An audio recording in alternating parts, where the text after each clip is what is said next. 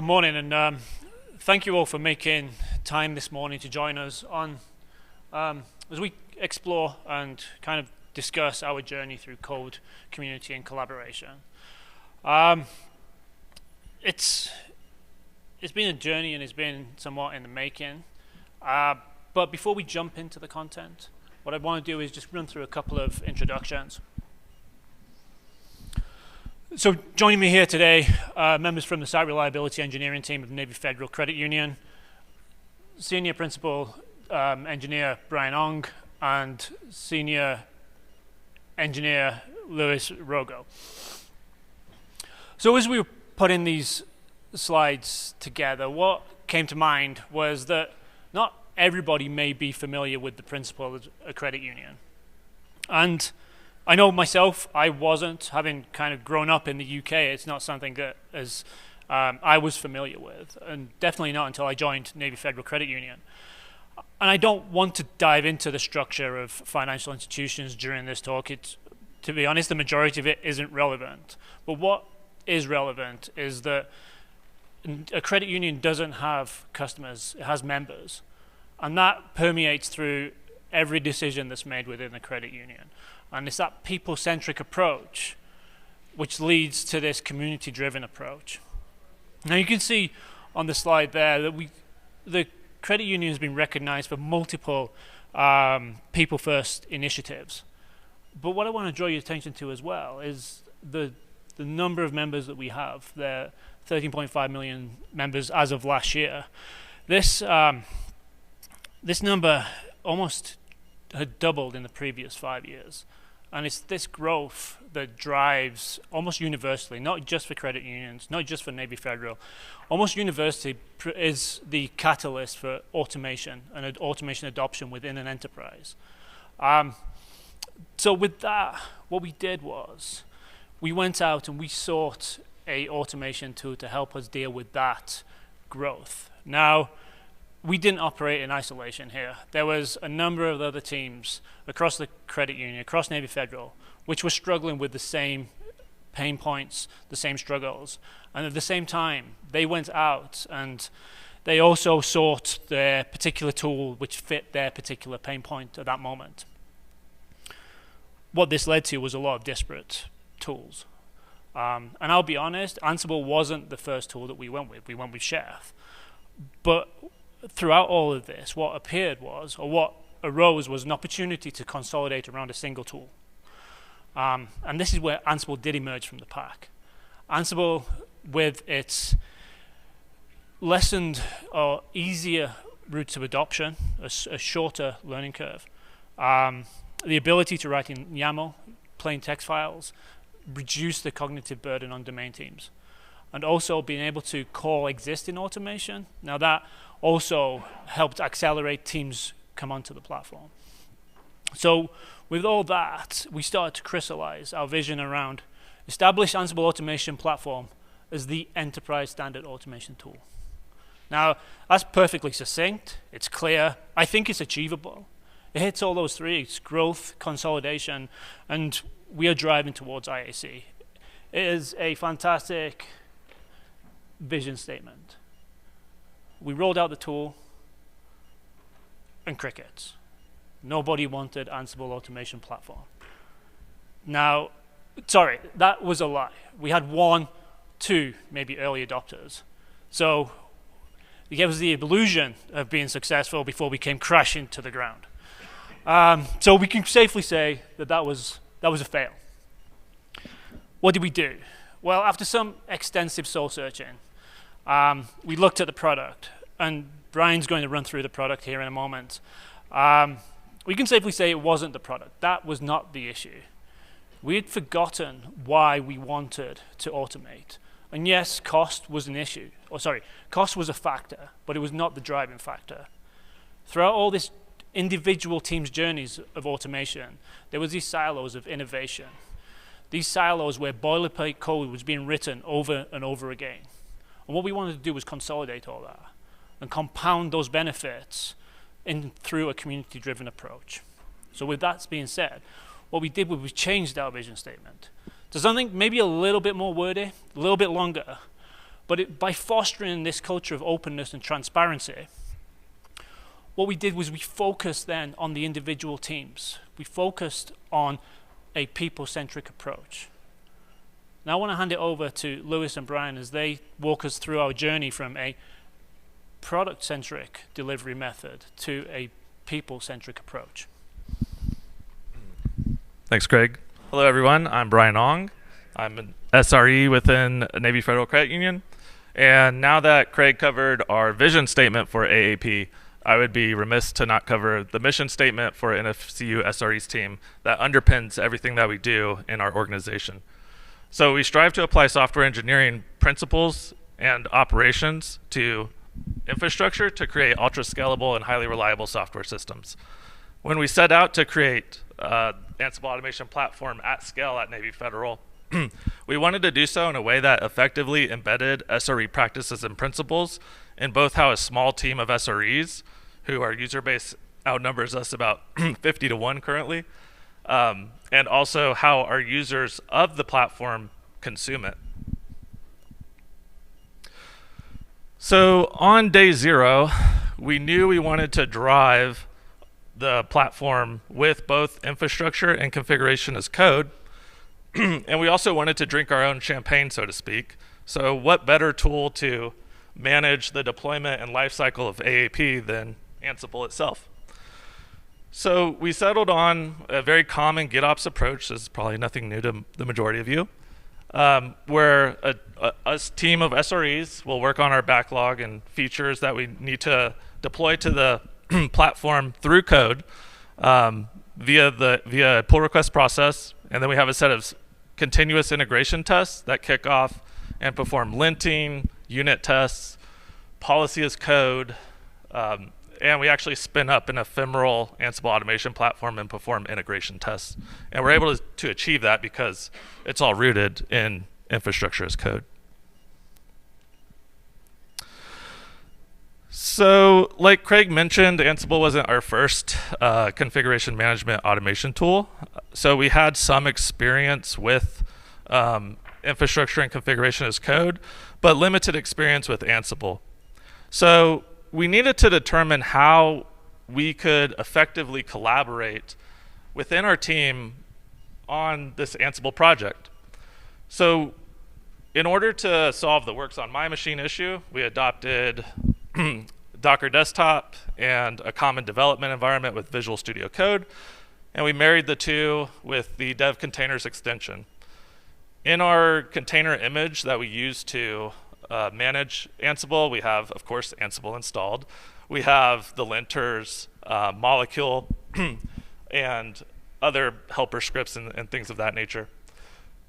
We also wanted to ensure all of the code that we deployed was testable, and we continued to use test-driven development as we were developing our Ansible playbooks, roles, collections, etc. And that's when we adopted the use of molecule.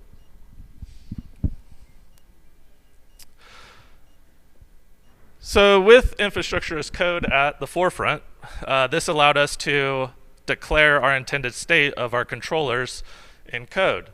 Here you can see an example inventory file of us defining our controller, the installer version that we want to install on it, the API version we expect to return once installed, the instance groups associated with the controller, and of course the all-important license file. And then with that intended state declared, we could, of course, use Ansible to take it and load the installer, run the installer, and then ultimately have an Ansible automation platform at the end of that playbook run.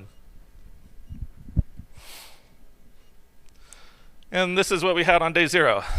An automation controller with an execution mesh instantiated.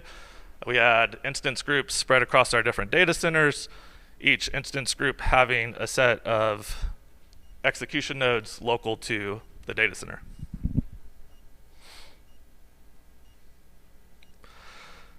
At this point, we needed to determine how we were going to facilitate multi-tenancy on the platform. Within AAP, there's, of course, organizations and teams. we made the determination to have a singular organization and multiple teams within that organization. And our motivation behind that was to facilitate the sharing of job templates and job workflows throughout the verticals to establish end-to-end service chain automation. We're also able to extend the access of credentials securely, so a common version control credential like GitHub. And also inventories can be shared. So our Linux team who owns the servers for RHEL can extend that inventory to maybe an application owner on that inventory. So we don't duplicate inventories.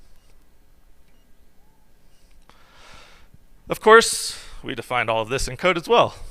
This is the first example of using the Red Hat certified infra controller configuration, where you can define what your controller configuration looks like in YAML. So here we have a singular organization and those multiple teams that I just spoke of. And then, of course, a playbook to tie all that together. Again, using the infra controller configuration collection to call those roles for configuration. At this point, we had our controller, we had it deployed. We knew how we wanted to onboard users, but what we wanted to do is make a determination of how users would consume the platform. Would they log into the UI and use the traditional ClickOps approach, configuring their job templates, workflows, etc.?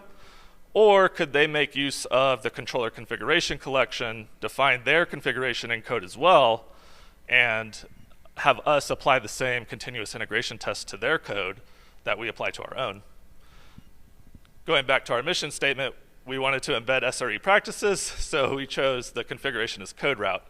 It had a little bit of friction, a bit of controversy. Why can't I log into the UI and configure things? We created a sandbox so we could spin up Ansible automation platforms on demand, so users could configure things through the UI and export that as code and then check it in and get deployed.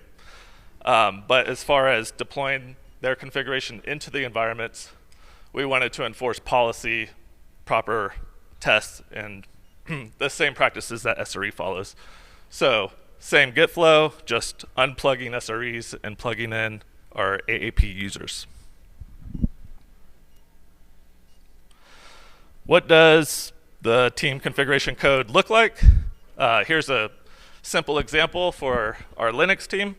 They're defining a project for RHEL patching and associated job template with the playbook to actually patch the RHEL systems in Data Center 1. With the controller configuration collections, you can define all of your configuration in code, notifications, schedules, even web surveys, credentials, etc. So this is just a small example of a team's configuration. And so what do some of those tests look like that we apply to that config as code? The first example there is a very lightweight policy as code test to validate that the source control URL is actually the enterprise URL, ensuring that it's our enterprise GitHub and that the GitHub organization is the infrastructure as code organization. If that test fails, provide a message back to the user with a link to our documentation on what you need to do to get that test to pass. We found that that feedback loop is critical. Otherwise, it's a lot of hand-holding and users saying, why isn't my pipeline deploying? The second example, very simple unit test to ensure that all of the config defined in code is actually valid. Some of the resources have requirements, so the project requires an SCM URL, for instance, so ensuring that that is actually defined in their code.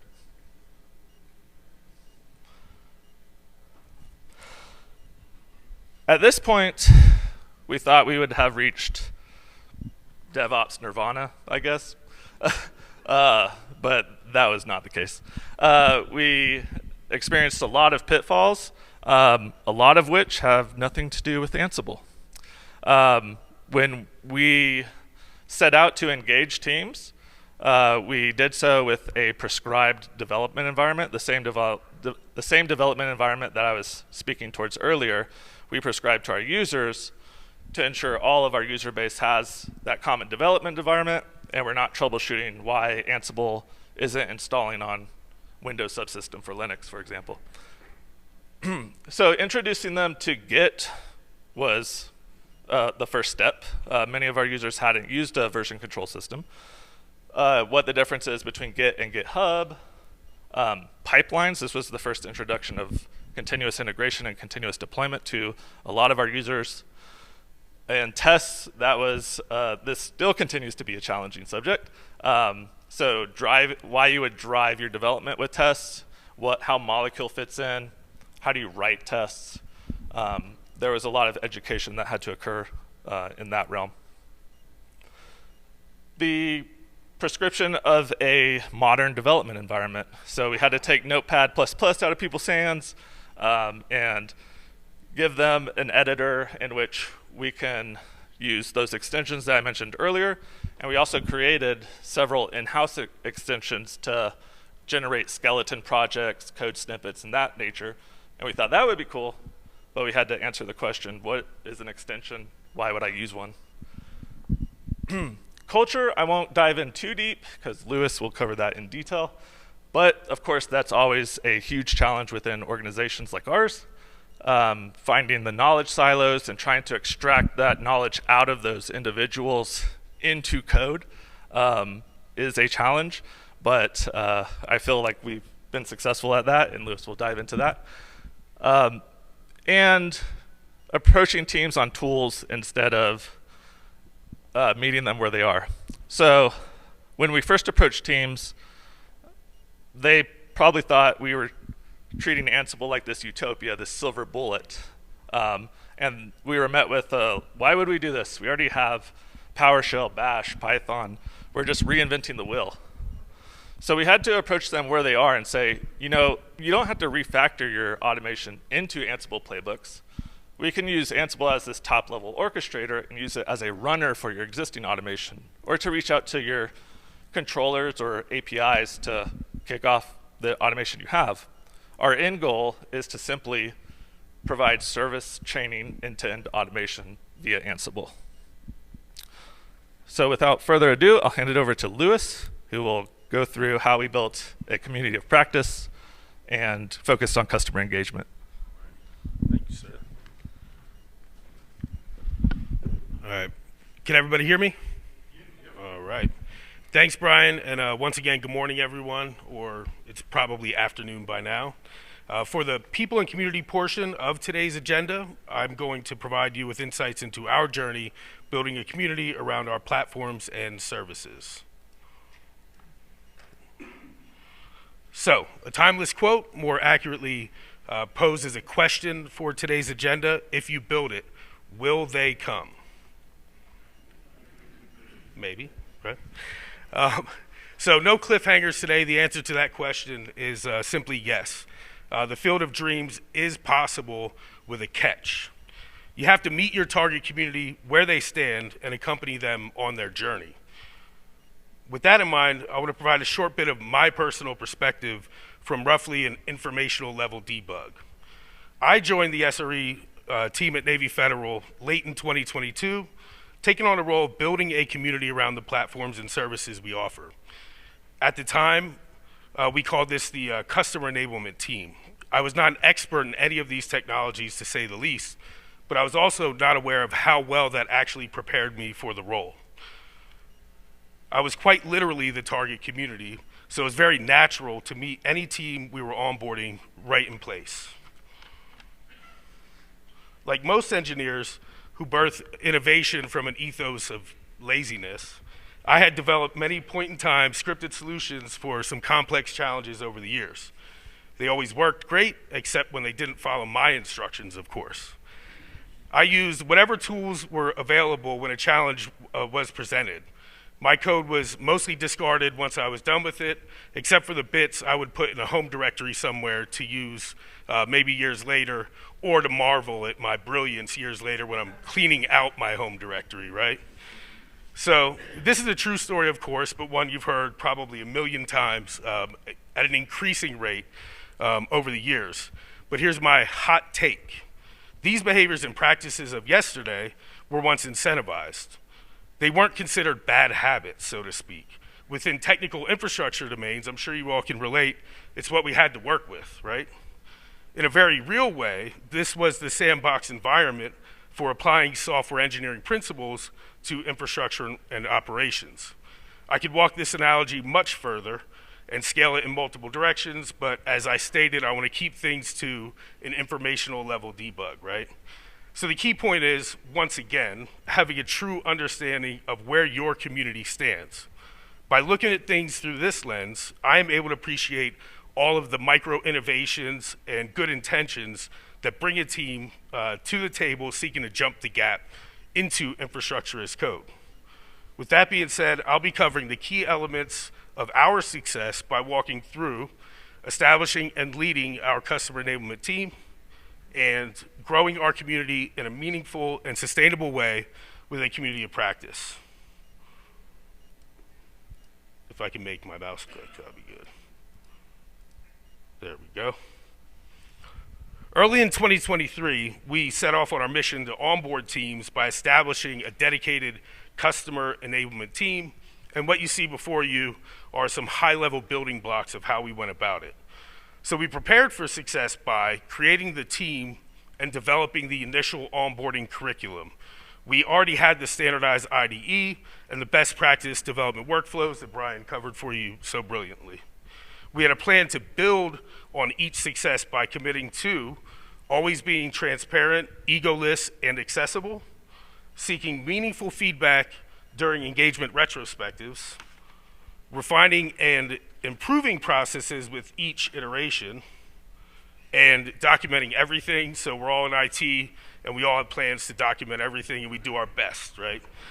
So using our first engagement of 2023 as an example, even with everything in place, we were kind of winging it a bit, right? The plan had never been put to the test. I had just joined the team. Did the engineers on my team trust me to lead? Will the engagement team, or did the engagement team trust our process? None of us had really worked together before, and none of us were experts on each other's technologies. So how do you navigate this, right? Well, first and foremost, you check your ego at the door and operate with transparency. You take account of where you are often and adjust if necessary. Upon conclusion, you take a deeper look at things and make improvements before heading into the next engagement. So with each engagement, you're building on the last. Can you imagine doing it another way?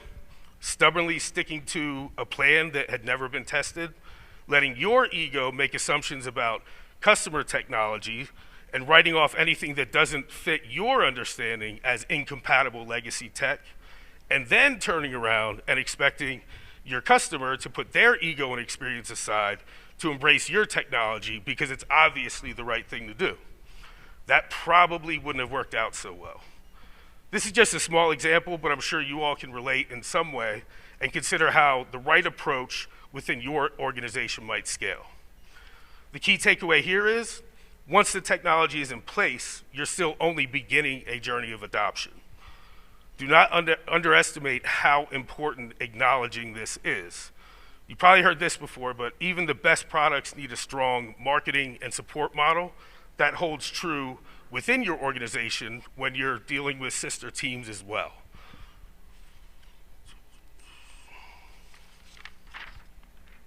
I should just throw these, I think. So, a little bit more into our engagement process. We try to structure the engagements into 3 categories. But these are really just kind of guidelines to refine and focus what the expected outcomes of an engagement are. We want to make sure our goals are realistic and targeted, and these categories obviously help guide that process. So the 3 categories are an Ansible proof of concept. it's really about learning or teaching the foundations of everything that Brian presented, but we have customer teams bring a use case to the table from their environment to automate something specific with a playbook, and that's the vehicle for the engagement. But again, it's really about teaching those fundamental things that Brian went over during his portion. Then we have advanced engagements for community architecture changes. Could be you use this model of firewall today and you're switching to a different model of firewall, so those are different collections and things need to be refactored. We encourage customers to develop and own their own code, but if there is a case that arises that would need engagement, we would do that. And then finally, advanced engagements for SRE architecture changes. This would be major changes to CI/CD workflows or a major upgrade to Ansible automation platform where new features would be introduced that maybe a customer team would need an engagement for. To the right, you see our engagement process. We follow a kind of agile light approach, if you will. I'm not agile certified, and I led the customer enablement team, so it had to be agile light, right? So during the first couple meetings, we build the engagement feature. What are we going to do, and how are we going to measure success? Once we have acceptance, we begin preparing. The onboarding team works on preparing their IDEs, and the SRE customer enablement team focuses on the back end, creating the code repositories for the teams, generating the CI/CD pipelines for the teams, and taking care of all the necessary role-based access. Important to get all this accomplished ahead of time. If you work in a large enterprise, I'm sure you're familiar with how long it takes and how many tickets need to be submitted to get software installed, to be members of the right groups and things like that. So we try to eliminate as many external dependencies as possible before heading into the engagement. So the engagement is all about pairing and mobbing, writing code, and training on these processes. So the planning finally culminates with an engagement readiness meeting, simply kind of a go, no-go check. Are we there? Are we ready to start the engagement? And once the engagement starts, our ceremonies are pretty typical. You have story creation and backlog refinement, which typically is done by the SRE team as much as possible beforehand as well. But we still conduct the ceremony, ensuring we're on the same page with the customer team. We don't know everything, especially when we're trying to automate something from a customer team and we're not familiar with the platform. We want to make sure we don't have any blind spots going in. And it's also an introduction to Agile in a lot of cases for the customer team. Other than that, we're doing the daily stand-up meetings, pairing and mobbing, just focused on training and development. So after the engagement concludes, we conduct a retrospective and facilitate a demo of the team's accomplishments, and then finally onboard them to the broader infrastructure as code community of practice that we have at Navy Federal. This brings us to the wildly successful outcomes of the approach. Just a moment to pat ourselves on the back. We were able to onboard more than 15 teams across significant organizational boundaries. We saw a 400% growth from the year prior in merged pull requests from the community, so not just SRE writing code and merging code. We witnessed an amazing transition within our community spaces to knowledge sharing and problem solving within the community. And finally, we released the Golden Path for Ansible Automation Platform at Navy Federal Credit Union, which is a self-service, on-demand, self-paced path, replacing like 2 to 3 days of a typical engagement, right? So, and that's from building collecting the information, doing the retrospectives after each engagement, and starting to develop patterns because we were documenting everything. We were able to take 2 to 3 days of the engagement time and deliver an onboarding path. So before moving on to the community of practice, a short retrospective with some do's and don'ts regarding onboarding. I'm just going to read them off. So don't underestimate how important it is to train the fundamentals. Don't make assumptions about customer technologies. Don't hesitate to explore compromise. Don't sacrifice the good for the perfect. Don't be overly ambitious in establishing a proof of concept. Do guide development without driving development. Do make time for your customer to demo the manual process for what you intend to help them automate. Do understand the technology and methodologies you are prescribing that should not be compromised, and do set realistic acceptance criteria. So what do I really mean here, right? If you elect to show them the way versus guiding them, you will be compromising their ability to develop independently post-engagement. You also won't have a good feel of areas that need the most focus. Providing an opportunity for them to showcase their expertise will also give you an opportunity to appreciate it. Compromise and negotiation are good, but some things are simply deal breakers for the overall success of your services. Make sure you know what they are to eliminate unnecessary debate and back and forth, right? And then finally, keep it simple, something I have to remind myself all the time anyway, so I'll do it once again here. Keep it simple. Now we'll move on to the community of practice.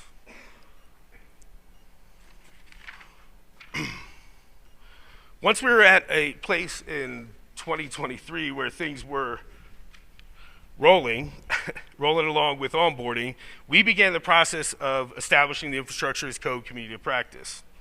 This community would include the onboarding teams using our platforms and services, but we also wanted to open things up to a broader audience with no barrier to entry. So anybody can come and join our community and see what we're doing and see what we're all about.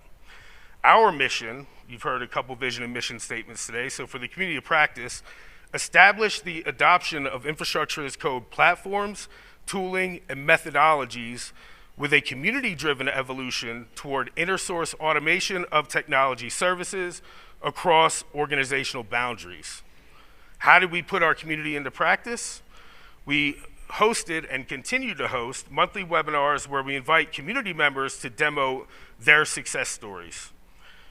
We facilitate special events, including our first hackathon ever, our Hacksgiving 2023, which we'll highlight shortly.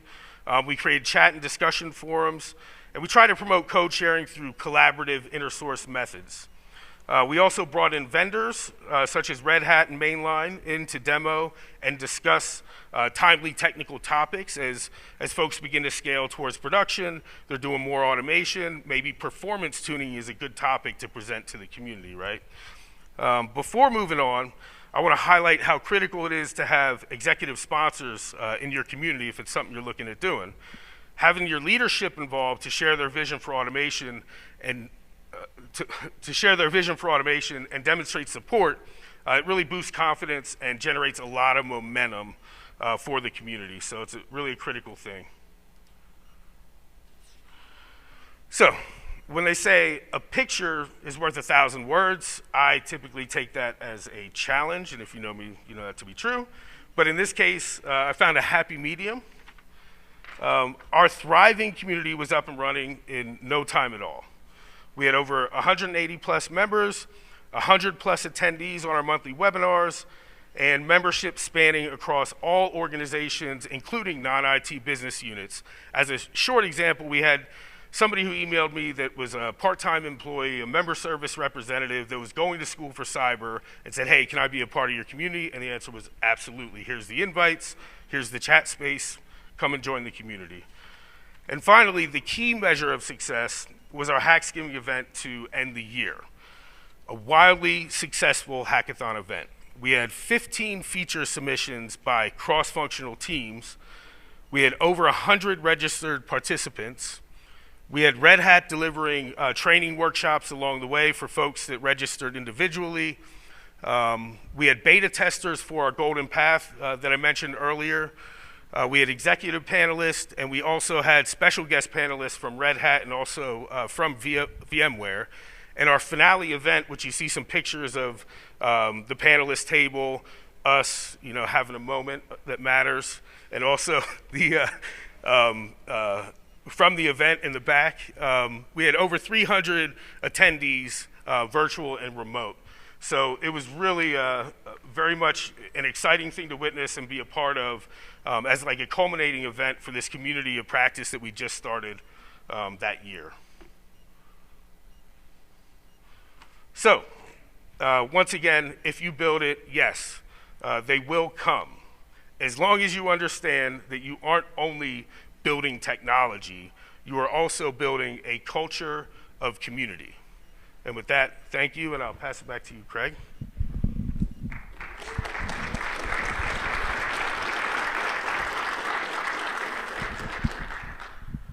So definitely well-deserved round of applause there. I can't speak highly enough of the SRE team in delivering this. And I would back my team to deliver on any initiative. But it would be a struggle to deliver a community without more than just a single team. And that's where, as you heard from Lewis, like the investment in this is significant. Time and emotional as well. But this is where you reach out to your internal teams. Get those involved, get those teams involved, get them invested in the community. But also leverage your external partners as well. On this entire journey, I've been privileged, I'm massively grateful to be able to work with Mainline Information Systems and our Red Hat account team. They partnered with us throughout all of this. They've helped deliver workshops. They've delivered ASCII expert sessions and a whole host of things that not only accelerated the delivery of our community or the formation of our community, but also added additional credibility to what we were trying to achieve and validated our approach. And so what I want to say, and kind of before the questions, what I want to say and what I want to touch on is once this boulder starts to crest the hill, things just start to get that little bit easier. Teams start sharing code and you start to witness that. Automation creators are volunteering to demo at your monthly meetings. Other divisions within the organization are trying to hitch their wagon to your Hacksgiving event. And what I would say at that point is take a deep breath, savor the moment. It is fleeting, but I will say it is so very, very worth it. And on that point, I would like to open it up for any questions. Yes, sir. There were a couple things. So one of them is being able to roll custom. So how to accommodate, if you're opening it up as sort of like a buffet for client, pull request, how to accommodate different threads and inventories that you're going to need for those different teams? We seem to we hope that we'll be able to just use their playbooks and have them define all that, but you seem to have a way to roll that into your ephemeral test environment. How do you do that? Yeah, great question. So the question is centered around credentials as code and how we manage the deployments of those. So we manage that in a couple different ways. One is a very simple way with just Ansible Vault and essentially sealing values. And because it's hashed, you can store it in code, just like a sealed secret. So that's one method. Another method is our continuous integration system has another integration with a vault. So when a continuous integration pipeline runs, when that ephemeral worker is created, it's mounted with a set of secrets. So those secrets are in plain text at runtime when the controller configuration runs and goes and configures that credential. The third method and our preferred method for our users is we created a custom credential type to establish an integration with the enterprise vault where all of their secrets are stored, and that vault will have the backend IDP and PKI integration. So ideally, they don't have to know or worry about the value of that secret. It just rotates, and since AAP is already hooked into that vault, it'll just pull that latest secret at runtime. That's great. And my other question is probably more for management. And that is, when you're talking about making heroes in other organizations, how do you have other executives? Here's a balance. A team can't really admit if they don't know how to do automation. So they don't really want to ask for help. And then even when we go help, it's hard to communicate the, hey, look what we did for your team, because the more we did, the less it looks like they knew to start with. Right? So how did you balance that with executives or managers over other areas when you wanted to help out with one of your engagements? I really understand that struggle. And the question is, how do you balance, and I may be summarizing here, so please catch me if I'm paraphrasing here incorrectly. But the question is, how do you balance teams trying to onboard to your platform, while also not presenting them in a poor light to their leadership, effectively. Right.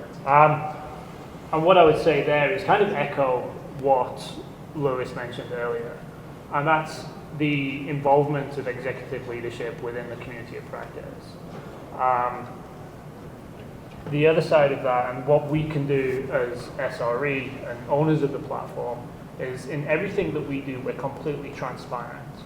And there'll be moments where our engineers are asking the community for advice on how do we do something within Ansible, and showing the fact that we are not the oracle when it comes to Ansible.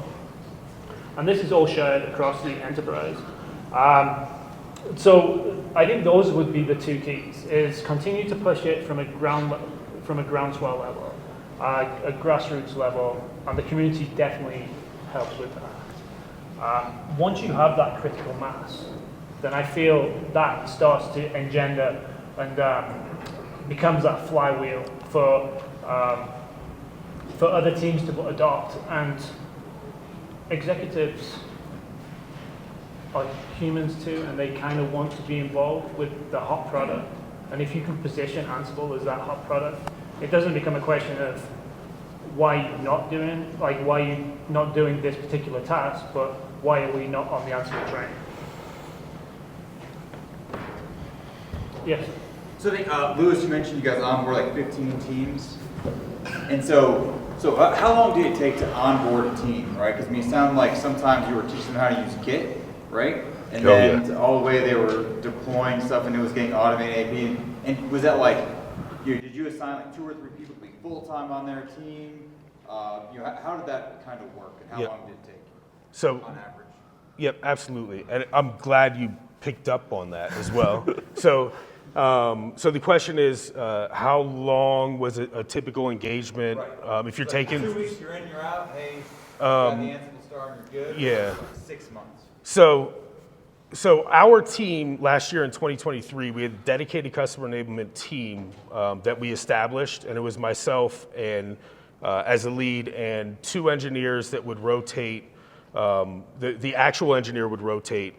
We did 2 rotations, I think, last year. So we kept a consistent flow with 1 lead and 2 engineers. And we started off the year with a 1-month-long engagement. Then we had a couple that were 2 to 3 weeks, and it just goes back to the criticality of running it as kind of an agile-like thing, taking notes, doing the retrospectives, collecting feedback, looking internally to improve things. And by the time we even tried one time, doing 3 teams in 1 week for more of like the proof of concept. I think they loved it, but we were burnt out after that week. But so it all kind of culminated to where we had it refined to where our actual engagement sprint would be about a week. We had it down to that with us, and we always made sure beforehand, as part of the go, no-go, as part of the engagement process, we're very clear up front that for that week, you need to be as dedicated as possible and have more than 1 engineer dedicated if possible, but at least 1 for any pairing or mobbing sessions to be available. But the short answer was a dedicated team, 1 lead, 2 engineers from our SRE team doing the engagements, and then at least 2 engineers from the engagement team, and about a week once we got things refined and we had the process down. And one critical kind of asterisk item on that was what I mentioned about all the pre-engagement stuff and making sure the software is there, making sure the access is there ahead of time, because then you really get to take advantage of that week dedicated to engagement. You're not waiting for some request that throws 2 days out of the window, right? And with that, there's obvious overhead when you're starting and stopping because you're waiting on a request or something like that. Does that answer your question? Yeah, great. Absolutely. I'd just like to tie that question to the previous one as well. And I don't know if you touched on it, Lewis, but at the exit of each of these engagements, we would set up a demo with the team and their executive leadership. And so what then that does is it creates some accountability, and it also shows how valuable that time was spent. And give some affirmation to the team that participated. Yep. So you have to kind of make them look good for a minute, right? They got the demo in front of really important people. Yeah. Exactly. Yeah. Yes, sir. Just thinking about like the carrot and stick analogy for motivation. I noticed there's a lot of carrots there with the POCs and showing people how good Ansible can be. Were there any sticks involved? Oh. Any drop dead dates for old methods or stuff like that? So, from the SRE perspective, we walked around with a basket full of carrots, basically. But we do have some of our leadership here. They walked around bearing sticks. So, Good cop, bad cop. Good cop, bad cop.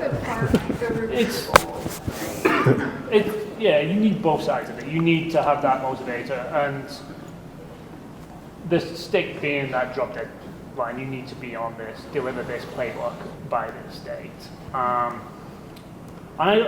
In most instances, because it is a new technology, because it's a new way of doing things, I would say the vast majority of engineers we engage with didn't require that motivation at all.